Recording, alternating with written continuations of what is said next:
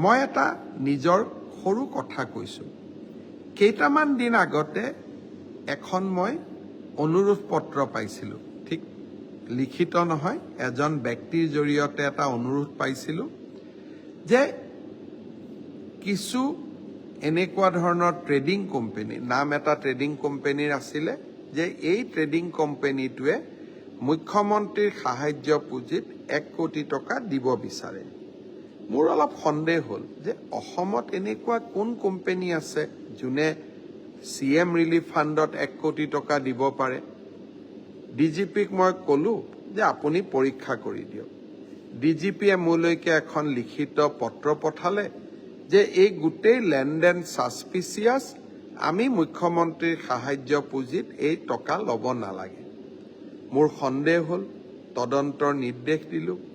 লাহে লাহে লাহে লাহে এটাৰ পিছত এটাকৈ এনেকুৱা 32টা ঘটনা আমাৰ চকুলৈ আহিল।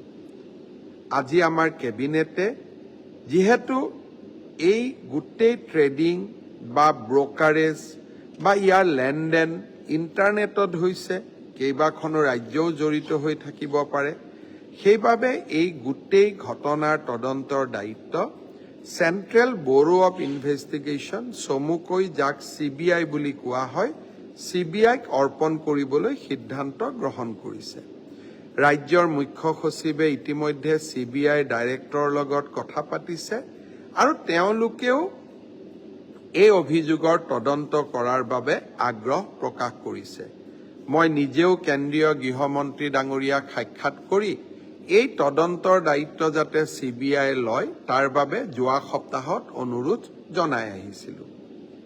মই ভাবোঁ CBI তদন্তই ঘটনা পোহৰলৈ আনিব। মই দুটা কথা ৰাইজক অনুৰোধ কৰিম। ধনৰ লেনদেন কৰাৰ অনুমতি দুটা সংস্থাই দিয়ে। যদি সাধাৰণ ধনৰ লেনদেন ৰিজাৰ্ভ বেংক অৱ ইণ্ডিয়াৰ লাইচেন্স লাগে আৰু ষ্টকত ট্ৰেডিং কৰিবৰ কাৰণে SEBI, security exchange board of ইণ্ডিয়াৰ অনুমতি লাগে। এই দুইটা সংস্থাৰ অনুমতি নহ'লে কোনেও ধনৰ লেনদেন কৰিব নোৱাৰে। আপোনালোক সাৱধান হ'ব। সহজ টকাৰ লোভত পৰি নিজৰ সাঁচতীয়া ধনখিনি যাতে কোনো কাৰণতে হেৰাই নাযায়। কোনোবাই বিয়াৰ কাৰণে টকা সাঁচি ৰাখে, কোনোবাই ঘৰ বনাবৰ কাৰণে টকা সাঁচি ৰাখে। আমাক সুদ যদি আমি লাগে, আমি বেংকত টকা জমা থ'ব লাগে আৰু বেংকে যিখিনি সুদ দিয়ে সেইখিনিয়ে ন্যায্য সুদ। ইয়াতকৈ অধিক আশা কৰাও ভুল আৰু আমি অধিক আশা কৰিবও নালাগে।